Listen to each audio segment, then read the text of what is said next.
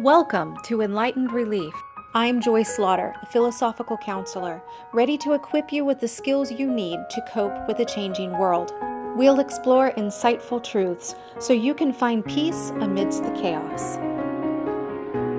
Today's episode is called How to Solve Any Problem. And I'm certain I could not have chosen a more clickbait-sounding title for the first episode of my podcast, so you need to be on the lookout for shampoo ads and multivitamin supplements. I don't have an answer to every problem, but I would like to share a decision-making model that can be applied to a lot of different topics. Now, if you really want to sound smart, you can call this a heuristic instead of a decision-making model. So let's look to a truly authoritative source, Wikipedia, for the definition of a heuristic technique. It says, a heuristic technique is any approach to problem solving or self-discovery that employs a practical method that is not guaranteed to be optimal, perfect, or rational, but is nevertheless sufficient for reaching an immediate short-term goal or approximation. Heuristics can be mental shortcuts that ease the cognitive load of making a decision. And there you go. By learning and using these steps, the model guides you through the process of examining a topic, learning the options, connecting with your values, so that you can make a well thought out decision that's right for you. And this particular model follows the mnemonic PEACE, peace. PEACE. Now, before we dig in, I have some visual aids available for this on my website, www.enlightenedrelief.com/1. That's where the show notes are.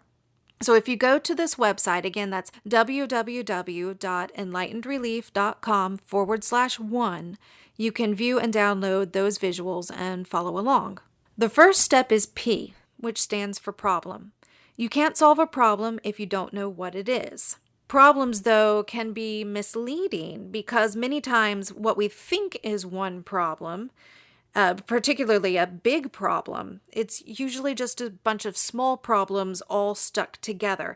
You know, kind of like in Wreck-It Ralph 2, where all of the Ralphs came together and they morphed into one giant monster. That is unsettling.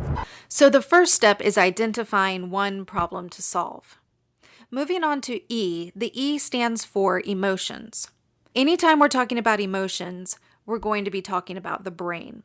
And your brain's pretty complicated. It's got a bunch of parts working together. And one of those areas is strong and primal and deep in the brain, and it controls those deep responses and brute emotions. The limbic system of emotions is a bit more refined, but that's still a separate area from the cortex areas where you plan and think complex thoughts. Addressing your emotions is a different process from analyzing a problem. Now, most times people can handle a little bit of each at one time, a little bit of emotions, a little bit of analyzing, that they have both of those going on all at one time. And it's important to recognize that just having and expressing emotions does not stop someone from also using the analytical areas of their brain. So just because somebody has a lot of emotions, they're speaking with a lot of emotion, it does not mean that they are necessarily irrational or unanalytical. But there are events where emotions are so strong that someone will have to choose to address them before moving on to the problem solving. For example, in traumatic situations, one must sometimes even choose short-term survival techniques instead of deeper problem solving. This E stage is about figuring out where in that area you are. Is this a time for you to survive, or is it a time where you can move forward? What do you need in order to address those emotions? What techniques can you use to process your emotions so that you can then access the analytical areas of your brain? A is for analysis. Now, like a kid with a brand new box of hand-me-down toys, we want to dump everything out on the table and see what's good and what needs to be tossed away or saved in the garage to take apart later and build new things with. We want to brainstorm and look at all options, those obvious choices, the stupid choices, the silly choices. We want to look at everything. We want to take into account choices that are time sensitive and the resources that each choice requires. One important aspect of this is to look at the problem from multiple perspectives. What is somebody else thinking about the situation?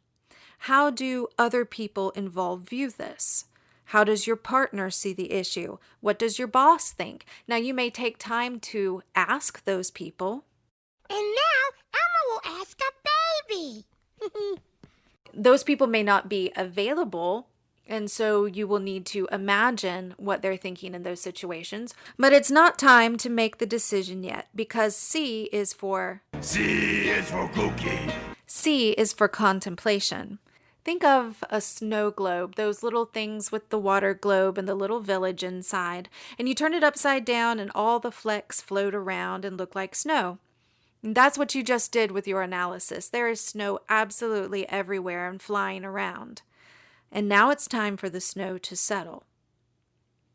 Giving yourself space is important, and that will probably mean physical space and actual time. Walk away from the table. Get out of the house. Wait a week. Every situation will have its own limits on this, but as a general principle, the more space and time you can allot, the better. When you return to the problem, take time to think about the situation as if from a high vantage point or if you're a long-range planner. Then move on to E. E is for equilibrium. Now, here we're aiming for balance between the problem, the actions, your choices, and your values, looking for the best alignment.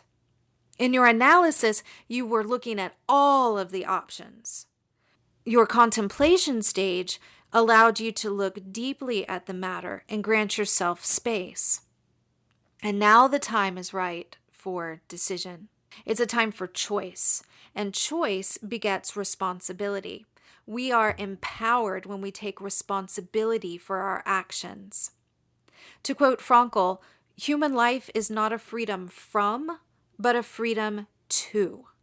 So in the equilibrium phase of decision-making, we are free to make choices of some kind, and that's a strong stance to take in any situation and in any choice.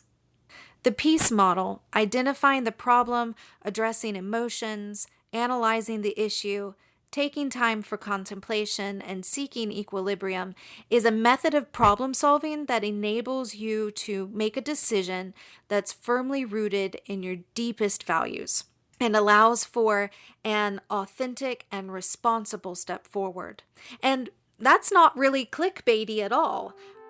Thank you for listening to the Enlightened Relief Podcast. Please subscribe and give me a 5-star review so that others are more likely to reach this information as well.